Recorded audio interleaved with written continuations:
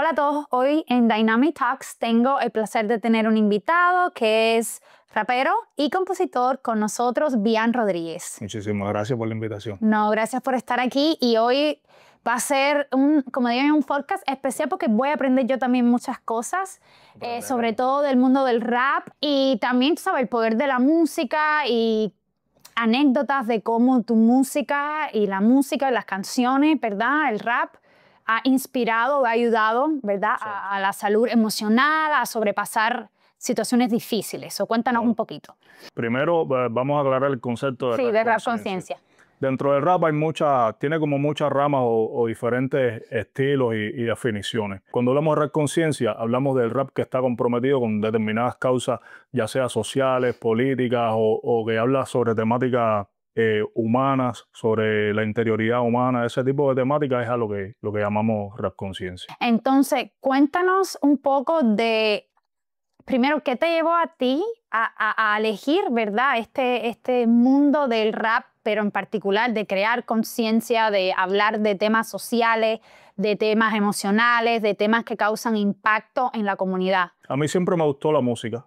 Me gustó el rap. La primera vez que escuché una canción de rap yo tendría como 5 o 6 años. Lo escuché en casa de un vecino y me enamoré de esa música. Y la primera canción que escribí la escribí como cuando tenía 12 años. Estaba en séptimo grado y siempre tuve claro cuáles eran las temáticas que quería tocar. No estaba como muy familiarizado con las temáticas mainstream o con este rap de fiesta o lo que sea de droga. El concepto que normalmente se tiene sobre el rap. Siempre me preocuparon ciertas cosas, especialmente la temática política de Cuba. El tema de la desigualdad, el tema de estar gobernados por una dictadura, el tema del silencio, de vivir con miedo constantemente, viendo cómo vivían mis padres, viendo cómo vivía la gente a mi alrededor, y siempre fue algo que necesité decir y que es lo que empecé a plasmar en mi obra una vez que comencé a hacer canciones. Eso es muy interesante porque yo siempre digo que sobre todo muchos cubanos tienen tantos problemas emocionales por la manera en que hemos sido criados, ¿verdad? Y lo que hemos vivido, siempre hemos vivido reprimidos. Entonces, cuando tú creces, naces, te desarrollas, y muchos ya han fallecido, en un régimen que siempre te reprime, ¿verdad? Y que no puedes expresar tus emociones, no te puedes expresar, pues eso tiene un impacto en la salud emocional. Exacto. Y no solo reprimir tus emociones, sino también enmascararlas. Tú sabes, existe un dicho muy popular entre los cubanos que dice que los cubanos se ríen de sus propias desgracias. Eso, yo siento que eso es una programación que nos han hecho. De que ríete de tus desgracias, de tus desgracias, no te enojes, no protestes, no digas nada. Y entonces hemos crecido con eso también. Pues a raíz de eso, ¿verdad?, pues muchos traumas que muchas personas tienen, muchas familias separadas, o sea, ha habido de todo. Demasiado dolor. Entonces, cuéntame un poquito de, ¿verdad?, canciones en este mundo del rap conciencia y cómo tú has visto que eso ha causado un impacto en personas, porque me imagino que muchas personas te deben escribir o quizás en la calle misma te dicen, oye, no sabes cómo esta canción me cambió la vida o cómo esta canción me ayudó a superarme o a crecer. Exactamente, eso me ha pasado mucho, porque mi música no es una música comercial. O sea, no es una música que te vas a encontrar en la televisión o en la radio sonando todo el tiempo. Pero es una música que quien la sigue para siempre. Los seguidores de este tipo de música son personas muy fieles a esto, porque en realidad la música sí sienten la música. Y yo he escrito canciones, por ejemplo, que pensando en sanarme a mí y a la vez han sanado a otros. Por ejemplo, tengo una canción que se llama Soy Ese, tengo otra que se llama Deja que hable el corazón, que escribí en momentos complejos, en un momento bien complejo de mi vida, en que mi mamá estaba pasando por la enfermedad del cáncer, luego fallece, y escribí estas canciones para canalizar ese dolor, esa emoción, y esas son de las canciones que mucha gente, al sol de hoy, es una canción que escribí como por el año 2007. Y todavía hay personas que las descubren y me dicen, esta canción me cambió la vida, esta canción me cambió mi perspectiva, esta canción, yo estaba pasando por depresiones y esta canción me salvó. Y no fue otra cosa que yo escribí lo que yo necesitaba escuchar en ese momento. Y no tenía quien me lo dijera. Claro. Y entonces, gracias a Dios tenía esa herramienta, tenía la herramienta de la música, tenía la herramienta de la escritura. Hay muchas cosas también que son canciones que escribo o versos que escribo que no canto, que simplemente lo uso como una manera Como una terapia, exacto, una terapia. de canalizar. Claro. Y esto es súper importante porque este tipo de emociones suelen ser más fuertes que el pensamiento. Y entonces suelen ser detonantes que pueden llevar a un problema mayor. Y los seres humanos vivimos siempre con ese tabú de que buscar ayuda profesional, en este caso psiquiatría, es como que no quiero que piensen que estoy loco. Que estoy loco. ¿Me entiendes? Eso uno. Claro. Por otro lado, también hay quien piensa que ir a una consulta de un psiquiatra o de un psicólogo es ir a que te receten un fármaco. ¿Me entiendes? No, voy a ir ahí, lo que me van a recetar un medicamento. Y por otro lado también está el tema de aceptar que hay cosas con las que no podemos lidiar solos. Exacto. Es tan importante todos esos 3 puntos que mencionaste. El primero, obviamente, siempre es uno darse cuenta que necesita ayuda. Ese es el primer paso, ¿verdad? Porque no sirve de nada que tu esposa, que tu mamá, que tus amigos te digan busca ayuda, necesitas ayuda, pero tú no entiendes que tú tienes un problema o que tú necesitas ayuda emocional, ¿verdad? Eso siempre va a ser el primer paso. Pero yo siempre digo que la terapia musical es tan importante y que la música sana tanto y es tan inclusiva y rompe tantas barreras y llega a tantas personas. Y parte de la música es eso que tú estabas mencionando. No solamente cantarla, escribirla. Exacto. Y hay algo en inglés que se llama journaling, que es básicamente eso. Y no necesariamente tiene que ser escribir una canción, pero es escribir, es liberar tus emociones. Exactamente. Porque si no se quedan adentro, y yo digo, y es como un globito, llega a un punto que no le cabe más aire al globo y se explota. Pues es lo mismo, nosotros, el cerebro es de la misma manera. Somos seres humanos, llegamos a un punto que si no canalizamos esas emociones, esos pensamientos tristes, de desesperación, de frustración, de rencor, de rabia, de ira, pues nos van consumiendo por dentro. O lleva a un estallido mucho mayor porque si no lo canalizas de una manera positiva o de una manera creativa, eso te rompe, termina rompiendo. Exacto. Por eso estaba mencionando eso, que tú estabas diciendo lo de escribir canciones, porque escribir te ayuda a liberar, a sentirte más ligero. A mí me ha ayudado mucho porque yo no soy una persona que tiene el impulso de conversar. Yo no soy una persona que estoy con alguien y entablo una conversación. No soy así. Entonces, escribirlo sí me ha ayudado muchísimo. Claro. Muchísimo, muchísimo, muchísimo. Pero como tú hay millones de personas que nos sentimos más cómodos, la mayoría de las personas se sienten más cómodos no diciendo nada. Exactamente. Porque tenemos todavía el miedo, el estigma, no queremos decepcionar, a veces no queremos preocupar a nuestros seres queridos. Entonces, si no decimos nada, ¿cómo vamos a canalizar? Y la música, escribir, es una manera excelente y saludable de canalizar emociones. El arte en general, porque yo pintar, o sea, yo siento que el arte, por lo que trabaja es con las emociones. Correcto. Expresar emociones y lo bueno es que no es algo lineal, sino que una cosa es lo que el artista quiere expresar y otra cosa es lo que la persona siente cuando escucha. Lo que le hace sentir. Exacto. Entonces no es un intercambio ahí de una sola dirección.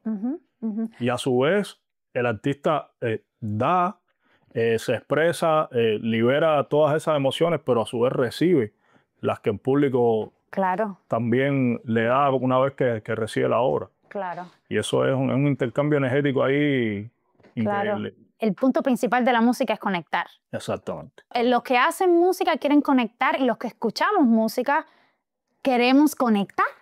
Siempre... Y queremos reconocernos en la música. En la música, exacto. Porque por lo general hay canciones que son simplemente para divertirte, pero hay determinadas canciones que tú sabes que eso es algo que siempre quisiste decir o que siempre quisiste escuchar. Y que te sientes identificado. Incluso muchas veces nos sentimos de alguna manera, pero no sabemos cómo expresarlo o no sabemos cómo decirlo en palabras. Y escuchas una canción y dices, eso es exactamente como yo me siento o como yo me sentía, lo que yo quería transmitir. Pero no sabía organizar mis pensamientos. O tal vez pensaste que estabas sintiendo algo que solo eras tú quien lo había sentido y te das cuenta que esta persona también lo sintió. Exacto. O esta persona también pensó esto. ¿Cuántos años llevas en esto de la música? Porque me dijiste que creo que me lo dijiste antes, fuera de cámara, desde bien pequeño. Empezaste a escribir tu primera canción. Como con 12 años. Eso sería como por el año 96. Pero a dedicarme a hacer música como desde el año 2003, porque yo escribía, pero jamás pasarme por la mente pararme delante de personas a cantar. Claro. ¿Entiendes? Entonces empecé desde el año 2003. Y qué importante que mencionaste eso, sí, porque, claro, escribir es como digo yo, behind the scenes, claro. ¿Verdad? No tienes protagonismo. Eres tú y un lápiz y un papel, pero ya pararte en un escenario. Claro, y compartir eso. Es completamente diferente. Entonces, cuéntame cómo fue ese proceso de pasar, como digo yo, detrás del escenario a tener protagonismo. Como yo empecé a escribir esto como muy joven, y especialmente en la adolescencia, cuando uno es adolescente es un poco difícil enfrentarse al juicio de los demás. Entonces uno siempre quiere como encajar, uno siempre quiere estar bien. Formar parte de la norma. Exacto. Del grupo. Y era complicado. Pero ya te digo, como te decía al principio, llegó un momento en que yo necesitaba decir esas cosas. Yo necesitaba hablar de lo que estaba sintiendo. Yo necesitaba hablar de la situación que yo veía todos los días. Yo necesitaba hablar de esas cosas. Yo necesitaba decirlo porque me estaba enfermando. Y sentía que todo a mi alrededor se estaba enfermando o estaba enfermo. Y yo necesitaba decir esas cosas y necesitaba saber que había gente que también pensaba como yo. Claro. Y que por la razón que sea no lo decía, pero pensaba como yo. Como que esto no es un delirio mío, esto está pasando. Y así fue como empecé. Usualmente miedo. Sí. La mayoría de las personas no expresan cómo realmente se sienten por miedo. Exactamente. ¿Verdad? Cuando estás en una relación y es tóxica y no te quieres expresar por miedo a repercusiones en la sociedad, políticamente repercusiones políticas, con tus padres porque tienes miedo cuando eres más joven de que te castiguen si hiciste algo mal. O sea, usualmente el detonante principal para no expresar y callar usualmente es miedo. Miedo del que dirán, miedo de cuáles van a ser las repercusiones de si yo digo algo que no está socialmente aceptado, que yo no estoy supuesto a decir o hacer.